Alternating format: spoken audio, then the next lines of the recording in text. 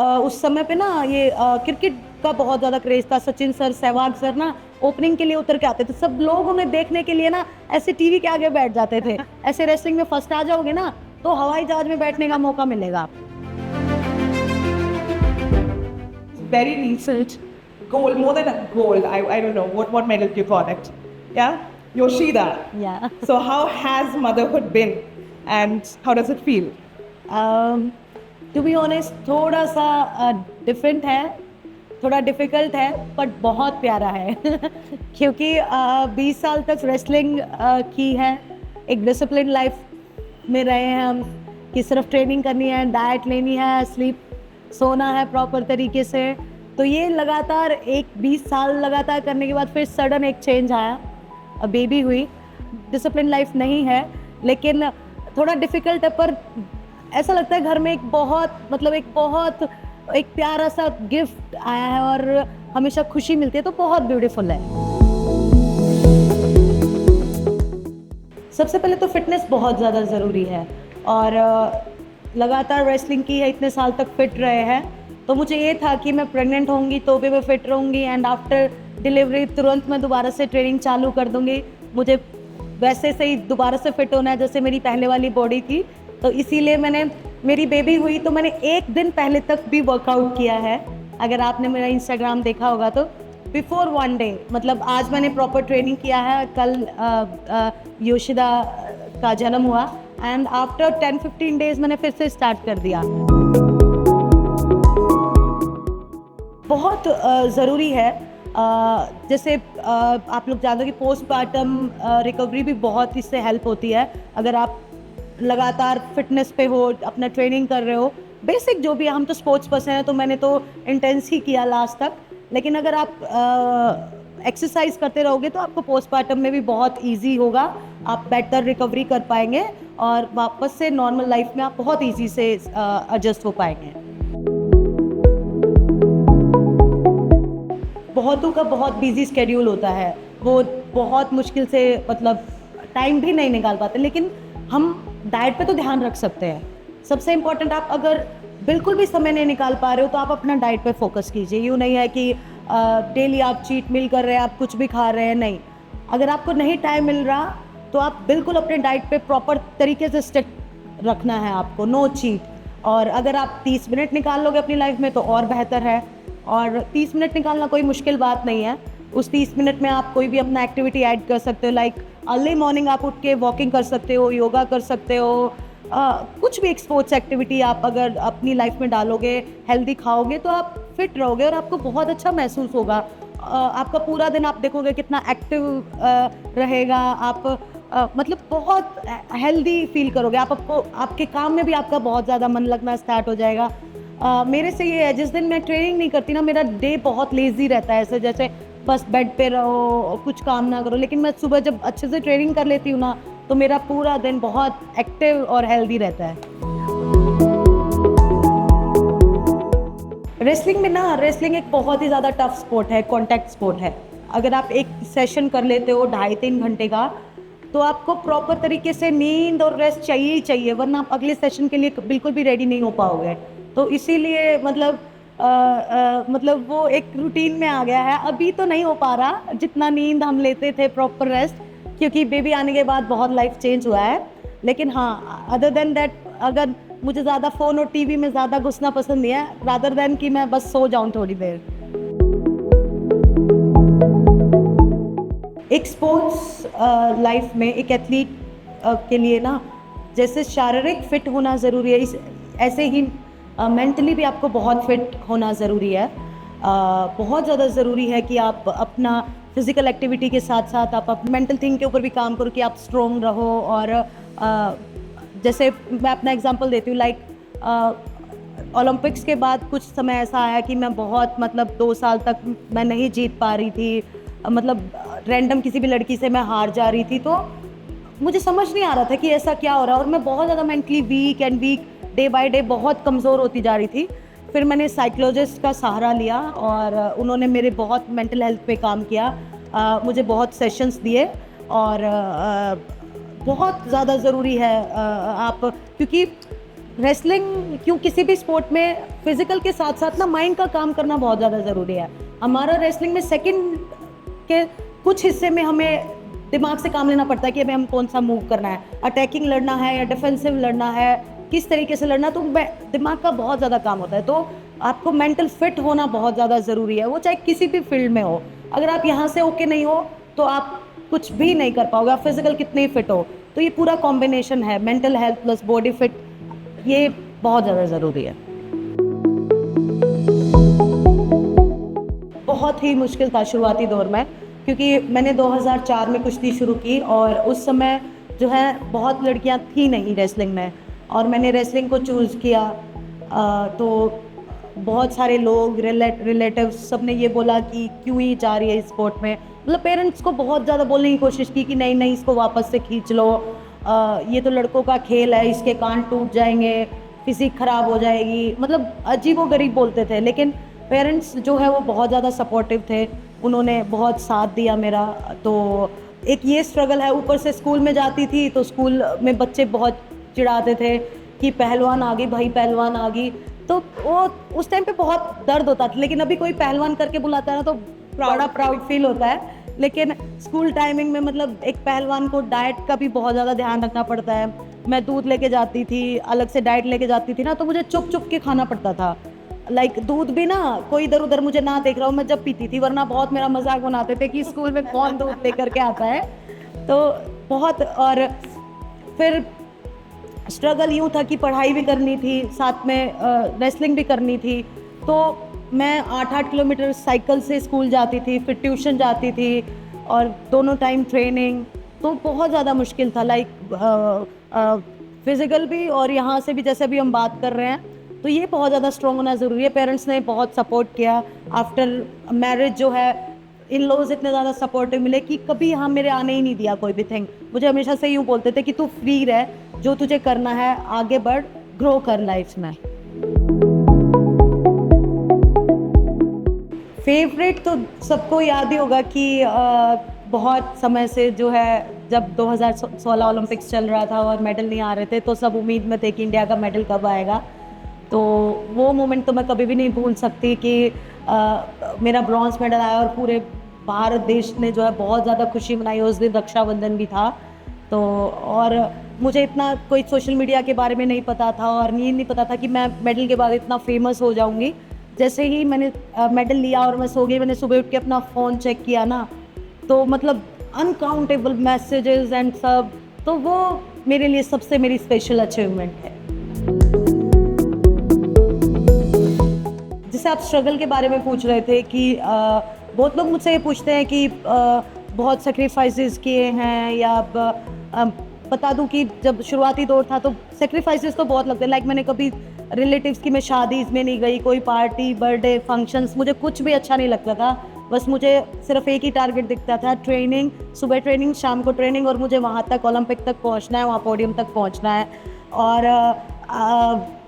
बहुत लोग पूछते थे कि तूने अपना ये चाइल्डहुड और अपनी ये तो वैसे ही तू वेस्ट करने लग रही है, तू कहीं नहीं जाती, कुछ फ़न नहीं करती। लेकिन सबसे बड़ा फ़न मुझे जब मिलता है, जब मैं पोडियम पे होती हूँ और ट्राई कलर जो है ऊपर जा रहा होता है, वो मेरे लिए सबसे बेस्ट फीलिंग होती है। तो उसके आगे वो सारे सेक्रीफाइसेस नथिंग लगते हैं, क्योंकि वो एक कुछ सेकेंड्स की फीलिंग ना, वो मैं कभी वर्ड्स में भी डिस्क्राइब नहीं कर सकती। All worth it. मैंने अपनी आंखों के आगे ना बहुत ज़्यादा बदलाव देखा है, क्योंकि जब मैंने बताया, जब मैंने शुरू की थी तो बहुत कम लड़कियां थी, और जहां मैंने स्टार्ट किया था हम सिर्फ 3 से 4 लड़कियां वहाँ रेसलिंग करते थे। फिर धीरे धीरे जो है मेडल्स आना स्टार्ट हुए, मेरा ओलंपिक्स में मेडल आया। उसके बाद आप हरियाणा में देखोगे, मतलब लड़कियों की संख्या रेसलिंग में, हमारा खुद का अखाड़ा है। मेरे फादर इन लॉ ने, जब मेरे हस्बैंड बहुत छोटे से थे तब स्टार्ट कर दिया था, तो वहाँ भी कम से कम मतलब 20-30 लड़कियाँ हैं हमारे पास।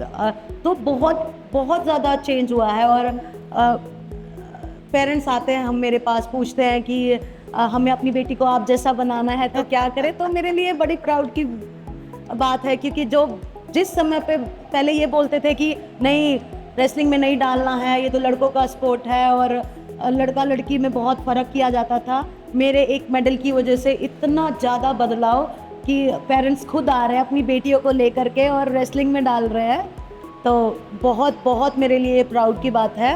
और अभी कोई भी ना रेसलिंग में आता तो ये नहीं आता कि मुझे जॉब के लिए जाना है या मुझे कोई जॉब मिल जाए, जॉब अपॉर्चुनिटी हो जाए, नहीं। मेरे मेडल आने के बाद ना होप इतना ज़्यादा बढ़ गया है, कोई भी रेसलिंग ज्वाइन करता है ना उससे पूछो आपका टारगेट क्या है, मुझे ओलंपिक में मेडल लेना है। तो ये एक बहुत बड़ी बात है कि कोई भी स्टार्ट करता है तो ये सोच करके कि हाँ, अगर हमारी कंट्री से, हमारे हरियाणा से कोई जा करके ओलंपिक से मेडल लेकर आ सकता है तो हमारी बेटी क्यों नहीं। एक्चुअली मेरी ना बहुत ही जैसे डिफरेंट सी स्टोरी रही है। जैसे मोस्टली जो है अभी कोई भी चीज़ स्पोर्ट चूज़ करते हैं या कोई भी करियर चूज़ करते हैं तो उनको पता होता है कि क्या टारगेट है, कहाँ तक पहुँचना है। जब मैंने रेसलिंग शुरू किया था ना तो मुझे नहीं पता था कि रेसलिंग को कुश्ती बोलते हैं। मेरा शुरू से ही स्पोर्ट्स में बहुत ज़्यादा इंटरेस्ट था, मतलब स्कूल में कोई भी स्पोर्ट्स एक्टिविटीज़ होती थी तो मुझे पार्ट लेना होता था।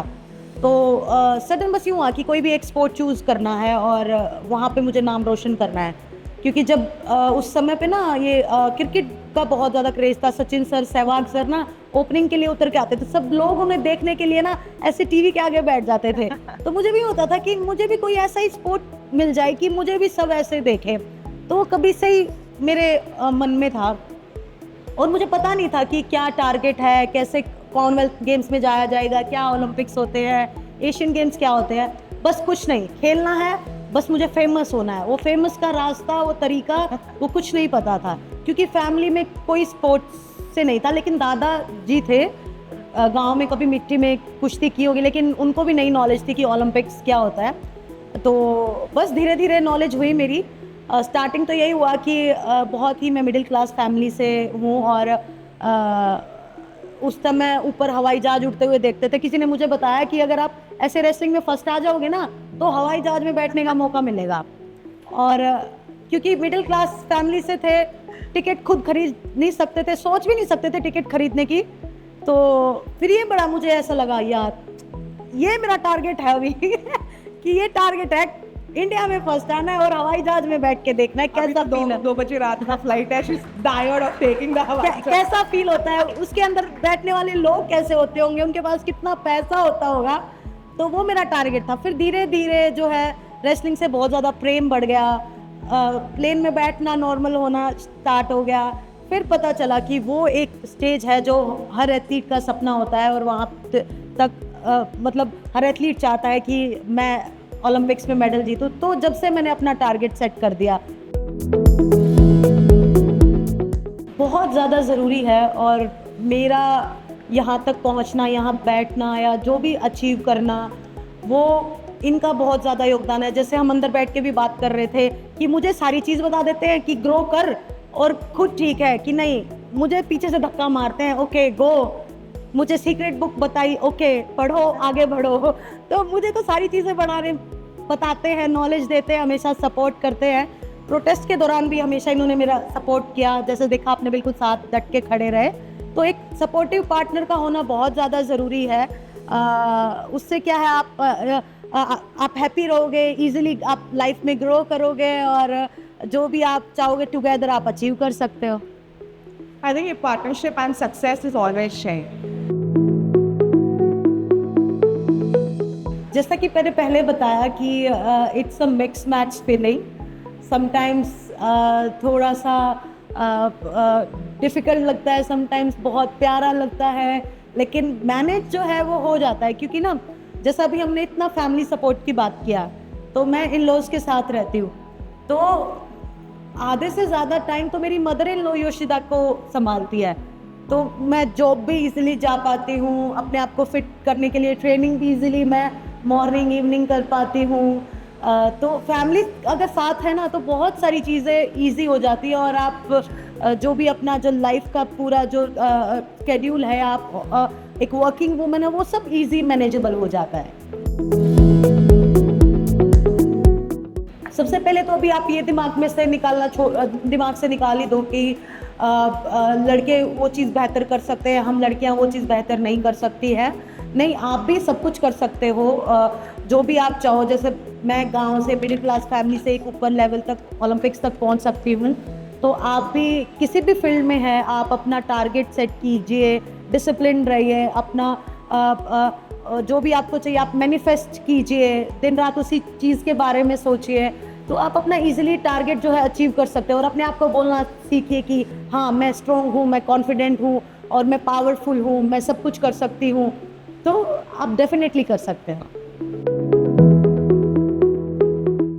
ये ना एक दिन का ट्रेनिंग नहीं है, ये सालों सालों भर हमें ट्रेनिंग मिलती है कि जैसे ट्रेनिंग कर रहे हैं, आज हमारा प्रैक्टिस मैच है तो उसमें हमें कैसा परफॉर्म करना है। अगर ख़राब परफॉर्मेंस गया तो हमें थोड़ा सा दुख भी होता है, तो नेक्स्ट डे हम और एग्रेशन के साथ और पावरफुल हो करके जाते हैं ट्रेनिंग करने के लिए।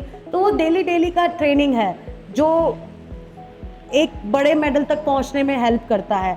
और बाकी अगर एग्रेशन है तो वो एग्रेशन मेरा ऑन द मैट ही है, ऑफ द मैट मैं बहुत ही शांत एंड काम हूँ। तो हर रेसलर का डिफरेंट होता है, लेकिन ये बहुत लंबा अभ्यास होता है कि आप जो अपना एग्रेशन है, जो आपकी पूरी एनर्जी है, वो आप एक कंपटीशन में आप कैसे लगा पाओगे। नहीं, कभी भी नहीं। मोस्टली सब लोग पता है क्या सोचते हैं कि पहलवान है तो मार पिटाई करती होगी, बड़ी गुस्से वाली होगी या एग्रेसिव होगी, ये मन में है। जैसे अभी भी क्या होता है समटाइम्स, किसी मतलब हम गेट टुगेदर कर रहे हैं या फैमिली में, अरे भाई ये तो पहलवान है, बच कर रही हो। मतलब क्या, हमारा काम ही यही है कि off the mat on the mat हम मारते ही हैं। सबसे पहले तो मैं बता दूं, रेसलिंग जो है एक बहुत ही टेक्निकल गेम है। जैसे आपको अब समझ में भी आ गया होगा, अभी तो मूवीज बनती हैं, दंगल है, सुल्तान है, कि कितना टेक्निकल गेम है कि लाइक 2 पॉइंट लेने पड़ते हैं, 4 पॉइंट लेने के लिए आपको कौन सा मूव करना पड़ता है। तो ये बहुत ही टेक्निकल गेम, इसमें किसी को चोट नहीं लगती। हाँ रेयर है, इंजरीज होती हैं स्पोर्ट्स में, वो तो हर स्पोर्ट्स में होती है, आप किसी भी स्पोर्ट्स में देख लो। लेकिन यूँ नहीं है कि हम ऑन द मैट ऐसे एग्रेशन दिखा रहे हैं तो ऑफ भी ऐसा ही होगा, बाहर पटकनी देते घूम रहे हैं हम सबको, ऐसा नहीं है। एक और बात मैं बताऊं, जो जितना ऊपर लेवल तक पहुंच जाता है, चाहे वो कोई भी स्पोर्ट्स में हो, वो उतना ही काम, शांत, ग्राउंडेड अपने आप होता चला जाता है, क्योंकि उसकी सारी एनर्जी तो परफॉर्म करने में और मेहनत करने में निकल जाती है। तो अदर देन दैट बहुत ही काम एंड शांत जो है वो नेचर होता है। शुरुआत में जो है हमारे बहुत अच्छे एथलीट रहे हैं, लाइक पीटी उषा, उनको तो पहचान मिली, अभी वो IOA में प्रेसिडेंट है। लेकिन बहुत सारे हमारे ऐसे आप रेसलर्स लगा लो या किसी और गेम में लगा लो, तो उनको बहुत ऊपर तक जाकर भी पहचान नहीं मिल पाई, लाइक बहुत रेयर।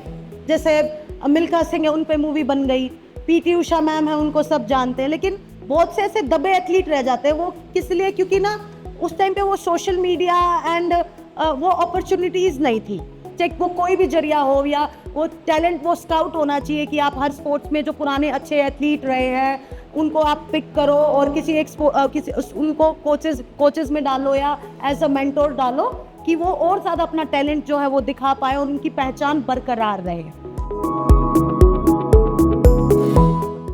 बिल्कुल, सबसे पहले तो हम अभी वो पेरेंट्स तो है नहीं कि फोर्सफुली उसको कोई चीज़ के लिए डालेंगे, पर हमारा जो घर का माहौल है ना वो पूरा रेसलिंग का है। ऐसा है जैसे ये मेरा घर है और ये सामने मेरा अखाड़ा है, जो फादर इन लॉ ने अखाड़ा स्टार्ट किया था। तो हमारे तो घर में सभी रेसलर्स है, मैं, फादर इन लॉ, हस्बैंड, और हस्बैंड का छोटा भाई भी रेसलिंग करता है, और उसकी एक छोटी सी 4 साल की बेटी है, उसने भी जाना स्टार्ट कर दिया है। तो मुझे नहीं लगता कि योशिदा रुक पाएगी, क्योंकि रेसलिंग पूरा माहौल है, तो वो ज़रूर मतलब फोर्स नहीं है, अगर वो करना चाहेगी तो हम तो बहुत खुश हो गए। Thank you so much Sakshi.